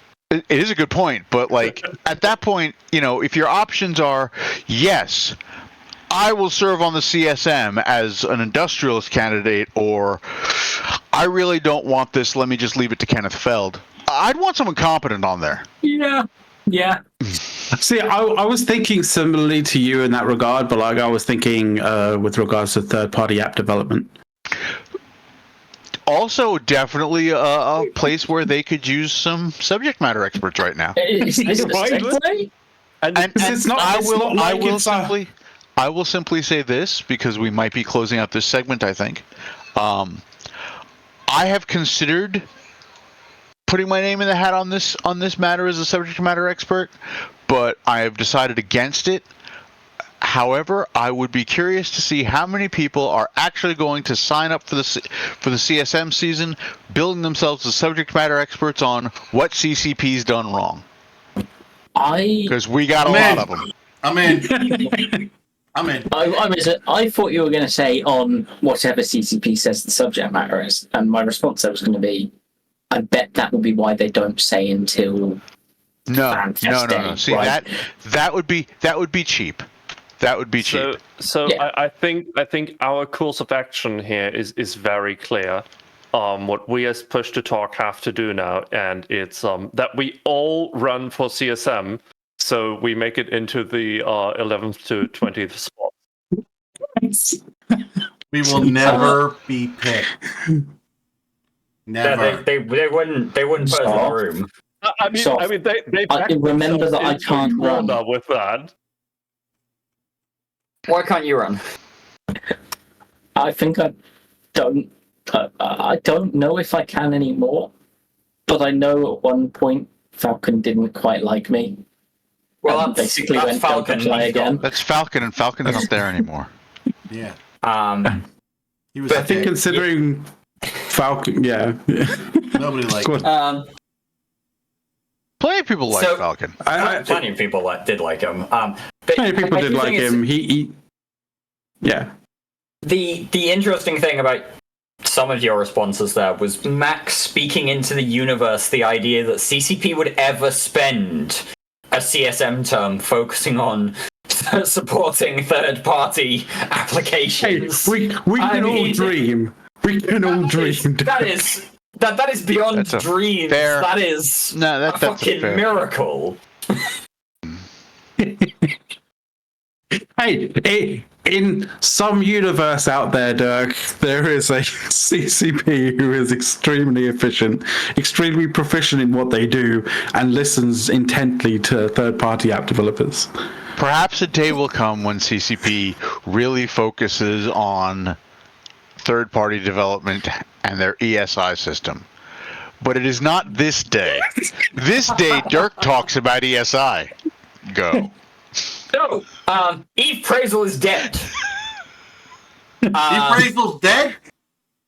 Eve Praisel is officially dead. Eve Praisel is dead. Long live the Eve Praisel mirror link. So there's the mirror, apparently. Right. If you go to evepraisel.com now, you will see a fun little, I say fun, it's not a fun statement, but you will see a short statement from the previous developer of Eve Praisel. Yes. They have basically turned around and said, look, Eve Praisel was a great project when I made it. Eve Praisel has been a project that hasn't needed too much maintenance in the significant years since he made it. Mm-hmm. And, you know, it was one of those projects where every now and again CCP would make a change, 4, 5, 6 months at a time. He would come back, he'd make a change. That was it. He wasn't playing Eve at the time anymore. He wasn't actually, interested in Eve anymore. But the maintenance was so rare and so minor that he didn't have issues making the changes that he needed to make when CCP made a code-based change. However, CCP then, for some reason, banned his IP from ESI access. Now, this happens to some people every now and again, CCP goes, hey, that IP is doing weird amounts of traffic. Here's a ban. If you're a developer, you talk to CCP, you get it worked out pretty quickly, and you're back up and running, from what I've seen, it normally only takes a couple days. You say you're sorry, they tell you why you caught a ban. Oh, they say they're sorry. You, and then you adjust what you're doing in order for it to not have that happen again. Yeah. Sometimes they will say they're sorry because and I'll get into why they might say they're sorry in a minute. But the whole thing about Eve Praisel being dead, there are a couple of current replacements already. There's Eve Tycoon, there's Fuzzworks, which is Steve Ranukin's tool, which is an appraisal tool that runs very much the same way. There's Janus, which does some different things as I understand it, but it's basically the same thing. I know Mark Renukin, not Mark Renukin, Mark Resurrectus. Mark Resurrectus. You already covered Steve. I was going for the Mark there. I just got the wrong R word. He just missed the mark. Steve Rector and Mark Renukin, yeah. Yes, has had his top computer men building a Turbo Feudal Glory version of Eve Praisal, because turns out the developer of Eve Praisal has made it open source. You can find the code to run this on GitHub. You can host your own instance. You can do whatever you want with it. It's open source now. Well, that's handy. I'm just going to say, long live open source. So that's really cool of the developer Pseudorandom, who was running Eve Praisal for a while. Open source doesn't live long because, it dries out eventually. Shut the fuck up, Matt. So now we get into a question about why did Eve Praisal get IP banned? Oh, and this is the fun bit. This is the fun bit, because you generally think, okay, every now and again you're going to see some IPs being bad actors, and hey, you throw them a ban. Like I say, various Eve developers over the years have caught IP bans from ESI services, and they talk to CCP, and they get it fixed. Yeah. But how are CCP actually making these ban decisions? Are they do they have people looking at the IP ranges that are coming in, the number of requests, what these requests are actually hitting their services for? You're saying is it actively managed, or is it managed in a more automatic way? Is it a real person, or is it a tool managing it automatically? Exactly. Yeah. Now, I'm sure there is a certain amount of real people doing certain work on this. Dirk, 13 minutes left, get to the point. Would never get unbanned. But one of the tools that CCP uses to IP ban third-party tools accessing ESI is a percentage redline. That's what I'm going to call it. In which, if you exceed the percentage, as in you are taking up, say, as an example, I don't know what the exact percentage is, but if you take up, for example, 30% of the ESI request throughput, you may get banned by this random tool because you're taking up too much of the request time. You're taking up too much processing power, you're throwing too many requests at it, or so they think, and therefore, percentage bans. Mind you, that would mean you could get banned by sending the same amount of requests you have always have, but everyone else just doing less requests. So now your that's the thing about the percentages, though. That's the issue. It's percentages. Wait, Eric, hang on. Or Soth, you could get banned by sending the same amount of requests, and there are just fewer other people sending requests because they got banned. Who the fuck hires these people? Okay, and makes these decisions. Okay, I mean, this is just fucking stupid. I mean, it's absurd. Why would you set it into a percentage? Okay, whoever designed this, I just made it past fourth grade math. I mean, for crying out loud. I mean, this is stupid. This is Eric's rant time, okay? I mean, this is fundamental math you don't understand. You're just stupid. Sorry. Eric, okay, go on. I think we hit Eric's. I think we hit a nerve in Eric. I said I wanted to do a brand, and Eric just beat me at it, so he gets it. At the start of the show, I did tell you all of the topics today boil down to CCP being stupid, and you didn't believe me. We all believe that was not true. That was not true, because we ranted about fucking Hollywood being stupid too.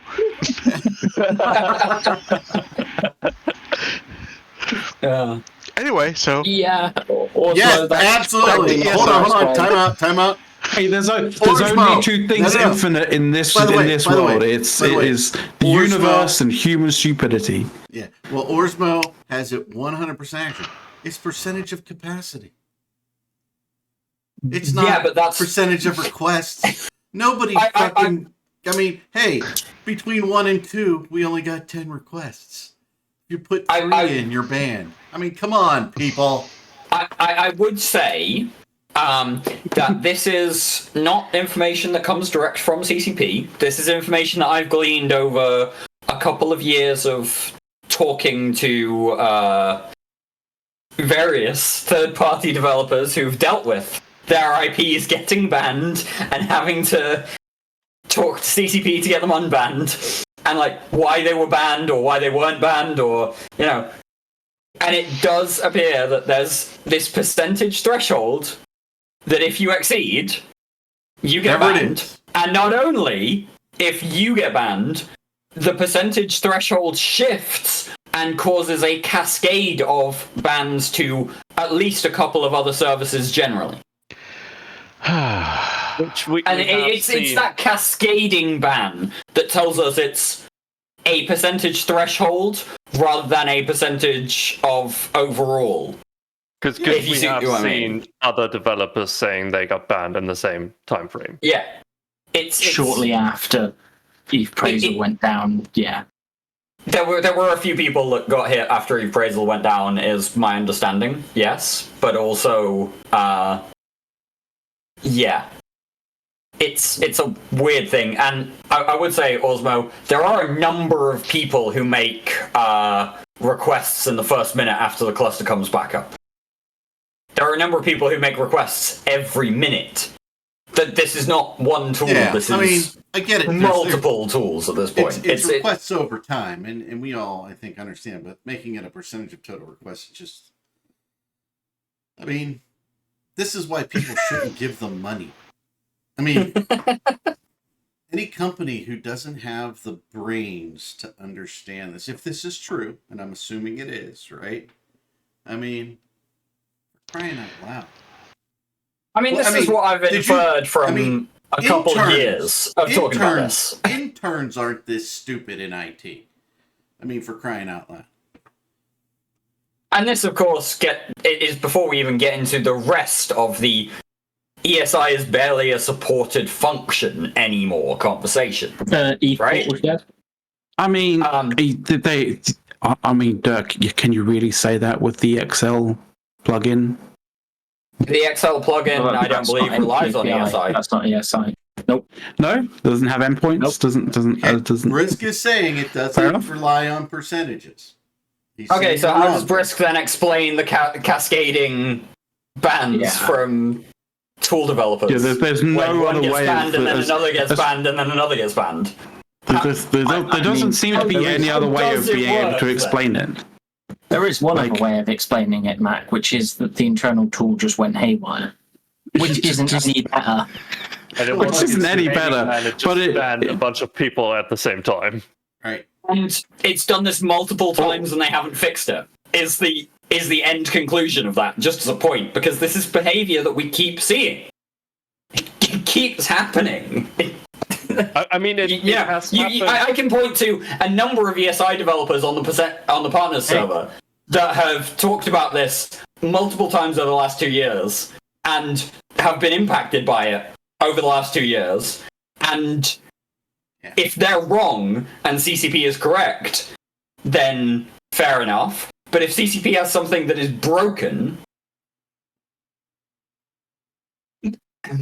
we're not going to say that Eve Praisal didn't have an issue specifically, but the knock-on impacts of a number of people getting hit by bans after that.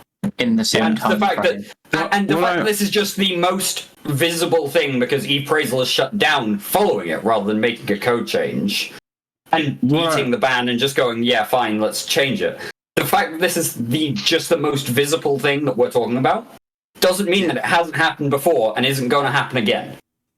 Also, if it was a code issue, surely we would have seen similar with the mirrored versions that have gone up. No, not necessarily. Not necessarily. I mean, we're talking about code issues, but again, versus saying it's code issues, but it would be a code issue on CCP's end, not the app's end. Right, It because could if be it a was on code the issue app on saying CCP's end. It Well, could also be that the new versions that have gone up, because everybody is now hosting, I say everybody, but the general bits of, a bunch of people are now hosting stuff from the same source code. They're not putting the same number of requests through from the same source, from Yeah, the same like IP. how many people it's know the mirror distributed. sites rather than Eve Praisal? It's like, again, we're going on the premise here that Dirk there's a fair number of had conversations with a number of people who have had issues specifically, right? They have indicated, according to Dirk, and Dirk, correct me if I'm misinterpreting what you're saying, that, hey, it's a percentage of total requests.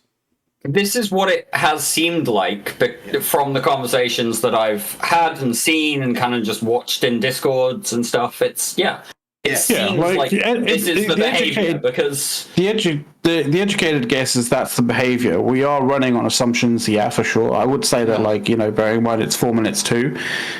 Brisk obviously seems to have a different perspective, different opinion, different information. I hope at least that on the meta show that's coming up in an hour, they have a segment on, what was going on with regards to Eve Praisal and the ESI stuff. If they do, then fantastic, because I'm sure they'll be able to give a different perspective and some more information, some stuff related to that. And I hope that you guys stick around and check out Meta Show in an hour as well. I'm going to point. But I do want to use this. Hold on. Let me point out. Right. How old is Eve Praisal? Right. Eve Praisal is like fucking 14, 15 years old at this point. It's Yep. Old as the hills. So it's old. Very minor code changes. I'm going to say my first place to look would not be on the source code that has changed. Right?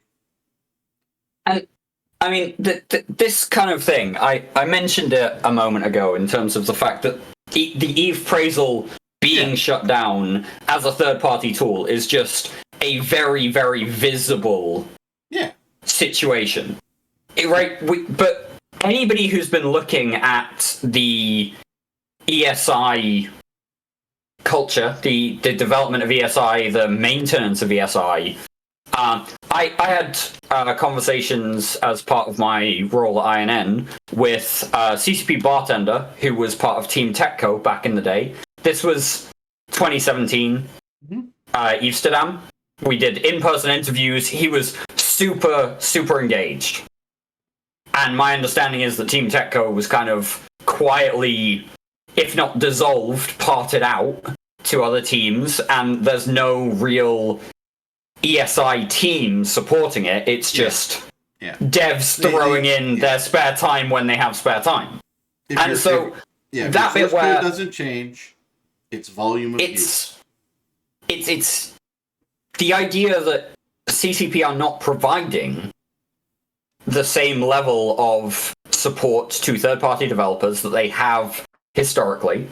And this has been over the last few years, right? This isn't now. This isn't new. This isn't like There was a point where the market endpoint for the ESI system was CCP shut it down for multiple months at the start of the year. I'm pretty sure we talked about it in a previous show. Yeah.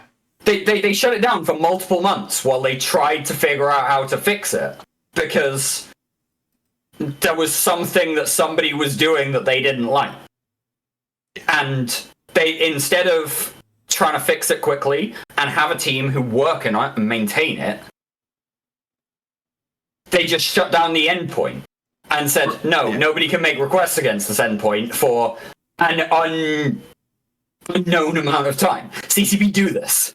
CCP do this not irregularly, as it turns out.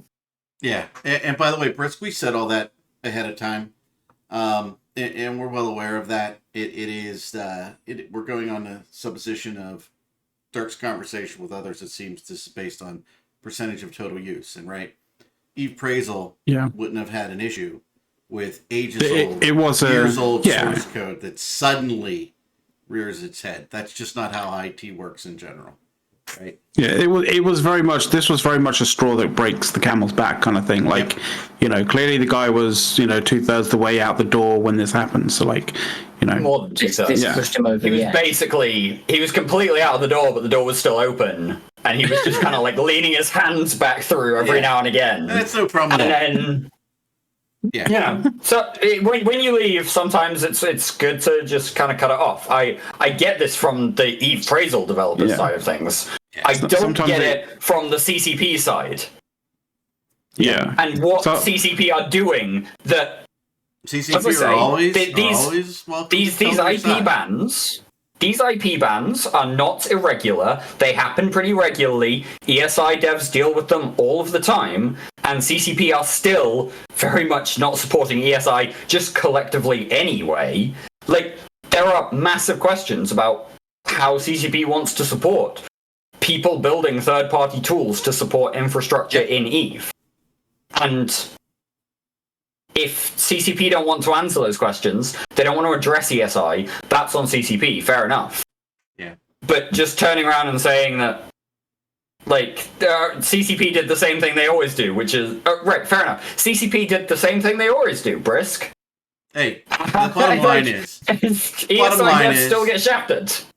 Bottom line is, we have to go on the data that we have, right? Not the data that Brisk has. If CCP wants to share that data, I am more than happy to have that conversation with them, either live on the show independently and explain it to folks, because, I might have a little bit of expertise in this area, specifically about source code and doing things within this structure. So happy to do it. But, until CCP is willing to come forward and say, this is exactly how it functions, right? Because obviously Brisk can't share it, right? It's under NDA. There's nothing in ESI that, that is super secret on how they do things. They're just pulling data from a freaking database, for crying out loud. So yeah, happy to do that. CCP, the invitation's out. You guys know how to get in touch with me. I would like to point out that, the ESI is... to reach out as well. We'll reach out and see if we can get an interview one week about ESI stuff. I'd like to stress though, and I know that we're a little bit over, but I'd like to stress though that from what I see in other games, all from all different kind of areas, all different genres and stuff like that.